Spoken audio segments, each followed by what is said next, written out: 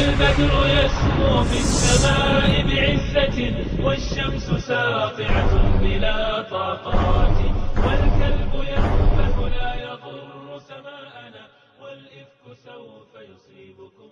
بعد عاش النبي حياة مادية، عاش كطفل واحتاج لأن يرضع، ولم يكن هناك من مرضع ولم يكن هناك من أحد، فالله ألهم أبا طالب عليه السلام.